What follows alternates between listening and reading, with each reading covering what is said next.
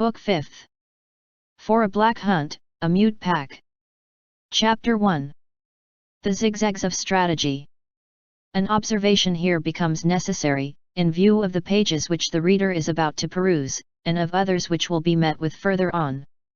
The author of this book, who regrets the necessity of mentioning himself, has been absent from Paris for many years. Paris has been transformed since he quitted it. A new city has arisen, which is, after a fashion, unknown to him. There is no need for him to say that he loves Paris. Paris is his mind's natal city. In consequence of demolitions and reconstructions, the Paris of his youth, that Paris which he bore away religiously in his memory, is now a Paris of days gone by. He must be permitted to speak of that Paris as though it still existed. It is possible that when the author conducts his readers to a spot and says, "In such a street there stands such and such a house," neither street nor house will any longer exist in that locality. Readers may verify the facts if they care to take the trouble. For his own part, he is unacquainted with the new Paris, and he writes with the old Paris before his eyes in an illusion which is precious to him. It is a delight to him to dream that there still lingers behind him something of that which he beheld when he was in his own country, and that all has not vanished.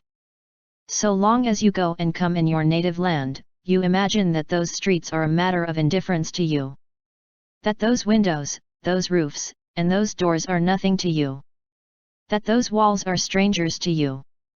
That those trees are merely the first encountered haphazard. That those houses, which you do not enter, are useless to you. That the pavements which you tread are merely stones. Later on, when you are no longer there, you perceive that the streets are dear to you. That you miss those roofs, those doors. And that those walls are necessary to you, those trees are well beloved by you. That you entered those houses which you never entered, every day, and that you have left a part of your heart, of your blood, of your soul, in those pavements. All those places which you no longer behold. Which you may never behold again. Perchance. And whose memory you have cherished.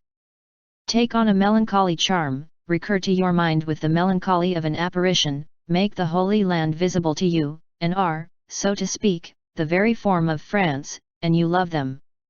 And you call them up as they are, as they were, and you persist in this, and you will submit to no change. For you are attached to the figure of your fatherland as to the face of your mother. May we, then, be permitted to speak of the past in the present? That said, we beg the reader to take note of it, and we continue. Jean Valjean instantly quitted the boulevard and plunged into the streets. Taking the most intricate lines which he could devise, returning on his track at times, to make sure that he was not being followed. The Black Hunt. This manoeuvre is peculiar to the hunted stag.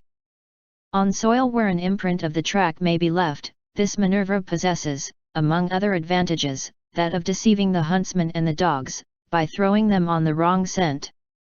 In venery this is called false re-embouchement. The moon was full that night. Jean Valjean was not sorry for this. The moon, still very close to the horizon, cast great masses of light and shadow in the streets. Jean Valjean could glide along close to the houses on the dark side, and yet keep watch on the light side. He did not, perhaps, take sufficiently into consideration the fact that the dark side escaped him. Still, in the deserted lanes which lie near the Rue Poliveau, he thought he felt certain that no one was following him. Cosette walked on without asking any questions. The sufferings of the first 6 years of her life had instilled something passive into her nature. Moreover, and this is a remark to which we shall frequently have occasion to recur, she had grown used, without being herself aware of it, to the peculiarities of this good man and to the freaks of destiny. And then she was with him, and she felt safe. Jean Valjean knew no more where he was going than did Cosette. He trusted in God, as she trusted in him. It seemed as though he also were clinging to the hand of someone greater than himself. He thought he felt a being leading him, though invisible. However, he had no settled idea, no plan, no project. He was not even absolutely sure that it was Javert, and then it might have been Javert, without Javert knowing that he was Jean Valjean. Was not he disguised? Was not he believed to be dead? Still, queer things had been going on for several days. He wanted no more of them. He was determined not to return to the Gorbeau house. Like the wild animal chased from its lair, he was seeking a hole in which he might hide until he could find one where he might dwell. Jean Valjean described many and varied labyrinths in the Mouffetard quarter, which was already asleep, as though the discipline of the Middle Ages and the yoke of the curfew still existed. He combined in various manners, with cunning strategy, the Rue Censier and the Rue Copiat, the Rue du Battoir Saint-Victor and the Rue du Puits-l'Ermite. There are lodging houses in this locality, but he did not even enter one, finding nothing which suited him. He had no doubt that if anyone had chanced to be upon his track, they would have lost it. As 11 o'clock struck from Saint-Étienne-du-Mont, he was traversing the Rue de Pontoise, in front of the office of the Commissary of Police, situated at No. 14. A few moments later, the instinct of which we have spoken above made him turn round. At that moment he saw distinctly. Thanks to the commissary's lantern, which betrayed them, 3 men who were following him closely, pass, one after the other, under that lantern, on the dark side of the street. One of the 3 entered the alley leading to the commissary's house. The one who marched at their head struck him as decidedly suspicious. "Come, child," he said to Cosette. And he made haste to quit the Rue Pontoise.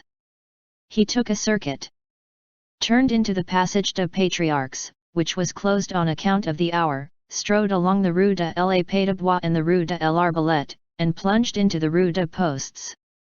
At that time there was a square formed by the intersection of streets, where the Collège Rollin stands today, and where the Rue Neuve Sainte-Geneviève turns off. It is understood, of course, that the Rue Neuve Sainte-Geneviève is an old street, and that a posting chaise does not pass through the Rue de Postes once in 10 years. In the 13th century this Rue de Postes was inhabited by potters, and its real name is Rue de Pots. The moon cast a livid light into this open space. Jean Valjean went into ambush in a doorway, calculating that if the men were still following him, he could not fail to get a good look at them, as they traversed this illuminated space. In point of fact, 3 minutes had not elapsed when the men made their appearance. There were 4 of them now. All were tall, dressed in long, brown coats, with round hats, and huge cudgels in their hands. Their great stature and their vast fists rendered them no less alarming than did their sinister stride through the darkness. One would have pronounced them 4 spectres disguised as bourgeois. They halted in the middle of the space and formed a group, like men in consultation. They had an air of indecision. The one who appeared to be their leader turned round and pointed hastily with his right hand in the direction which Jean Valjean had taken. Another seemed to indicate the contrary direction with considerable obstinacy. At the moment when the first man wheeled round, the moon fell full in his face. Jean Valjean recognized Javert perfectly.